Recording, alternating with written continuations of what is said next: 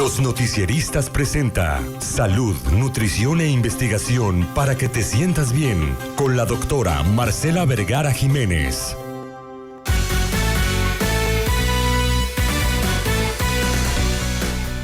Hola doctora, ¿cómo está? Muy buenos días.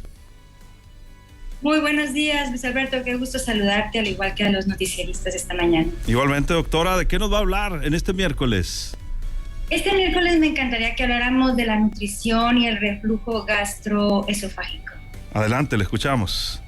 Fíjate que este reflujo gastroesofágico es una enfermedad relativamente común. Muchas veces escuchamos a las personas referirse que sienten ese ardor en la parte del esófago, en la parte que la gente le dice boca del estómago.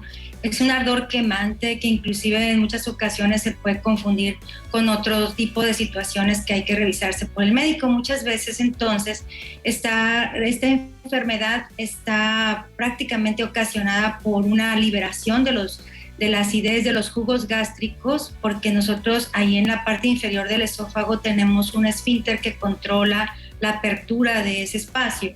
Y bueno, cuando ese esfínter se relaja, entonces muchos de esos jugos gástricos migran hacia la parte superior, hacia el esófago, y por lo tanto provocan esa sensación de quemazón, de dolor, de ardor en la parte del esófago. Y bueno, eso es básicamente, en algunas ocasiones se provoca inclusive hasta vómito, demasiado actividad en la parte superior del tubo digestivo y llega a ser verdaderamente inclusive muy, muy incapacitante para la alimentación y todos estos procesos de obtener los alimentos. Entonces, desafortunadamente es relativamente común. Nosotros, si hablamos en el caso de los bebés, tenemos un estómago que tiene aproximadamente una capacidad de 30 a 35 mililitros para recibir alimentos. Y en el caso de los adultos, más o menos una capacidad de entre 50 mililitros o inclusive hasta 4 litros. Puede distenderse mucho. Es un músculo que puede distenderse, pero cuando nosotros rebasamos por mucho la capacidad que tiene nuestro estómago, pues vienen a presentarse todo este tipo de situaciones.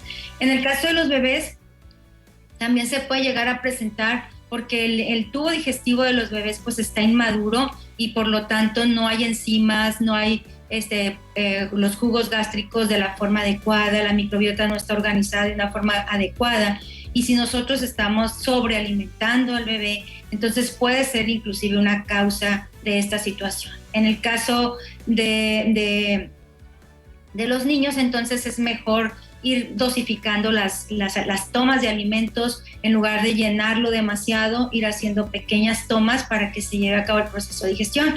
Y no es tan diferente en el caso de los adultos, ¿no? Los adultos también tendríamos nosotros que estar consumiendo porciones más pequeñas de alimentos sin llevar a lo que nosotros luego decimos nos vamos a llenar, ¿no? La gente, no sé si has escuchado que la gente dice es que me quiero llenar. Pues el estómago siempre se debe de quedar con un espacio pues para que haya este proceso de digestión más adecuado y la persona se pueda sentir muchísimo más cómoda con estos alimentos. Generalmente, ¿qué provoca este relajamiento del esfínter esofágico inferior? Pues generalmente son los alimentos como muy altos en grasa, por ejemplo, las frituras o los alimentos llenos de mantequilla, de margarina o algunas carnes que tienen demasiada grasa. Todos estos procesos, todos estos componentes de los alimentos pueden en su momento llegar a afectar esta parte del esfínter y provocar esta acidez. El alcohol también está muy relacionado con este proceso. Las bebidas gaseosas carbonatadas, que aunque sea agua mineral, pues no se refiere tanto a los azúcares como tal, sino a los gases que vienen en esas bebidas. Pueden inclusive también lograr afectar esta situación.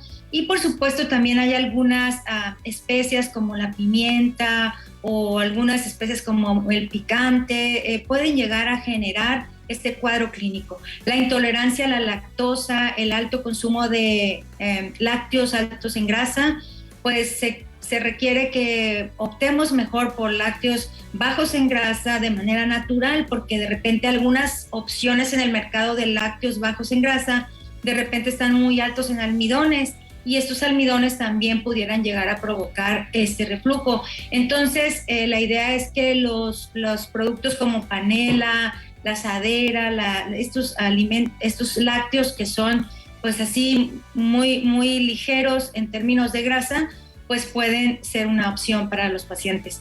En el caso también es importante fraccionar, como dije ahorita, fraccionar y fraccionando la comida, las porciones sin llegar a rebasar al intestino y de verdad estar vigilando. También en algunas ocasiones el reflujo más allá de los alimentos también puede llegar a ser ocasionado por algunos fármacos que se toman de una forma pues muy prolongada, o a veces nosotros a libre demanda tomamos ciertos fármacos que pueden llegar a irritar a mis mucosas, que pueden llegar a irritar esas áreas de las que estamos hablando.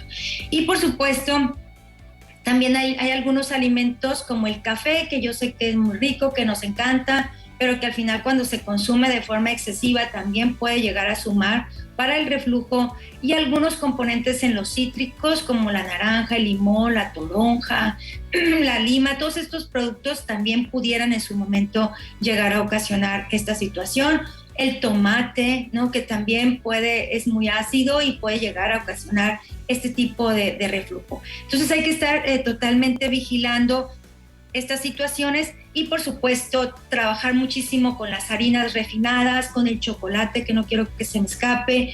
Entonces hay que verdaderamente monitorear a cada individuo qué es lo que le provoca este reflujo. En el caso de los niños, de los bebecitos, pues hay que estar dando las tomas de la lactancia materna. Si es así exclusiva, me encantaría que así fuera, y si por alguna razón es fórmula, pues estar tratando de encontrar la fórmula que más pueda digerir el bebé para que no le provoque este reflujo.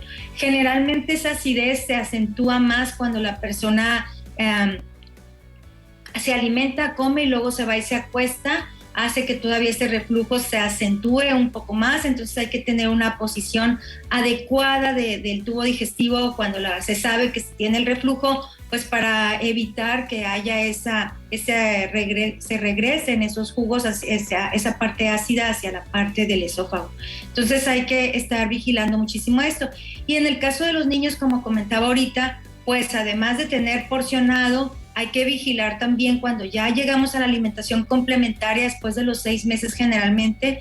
Bueno, pues ahí hay que estar agregando los alimentos gradualmente y vigilando cuál es la respuesta de los niños hacia esos alimentos, y bueno, eso ya nos daría para otro programa, ¿no? De hablar de alimentación complementaria en ellos, pero hay que estar, si usted nos escucha y tiene un bebé y está pues padeciendo esta situación, hay que vigilar cómo están sus tomas, hay que vigilar cómo está la captación y cómo está la digestión de estos alimentos. Y los adultos, pues de verdad, hay que estar porcionando, hay que estar organizando muy bien la alimentación y no subestimar estas sintomatologías, porque sí pueden llevarte a una úlcera, pueden llevar a una situación, inclusive hasta cáncer relacionado con este tipo de situaciones. Entonces, hay que vigilar muy bien que no se haga crónico el reflujo, que lleve un tratamiento ya vigilado por un gastroenterólogo, pues para que entonces esto pueda complementar de una forma pues muy importante. Es una muy, muy breve pincelada de cómo manejar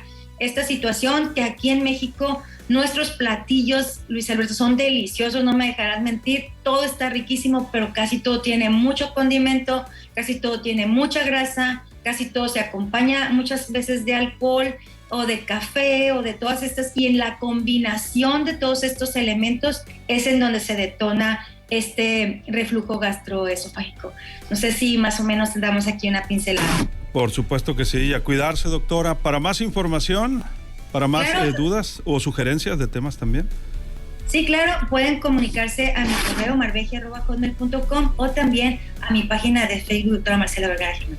Gracias, doctora, le mandamos un fuerte abrazo.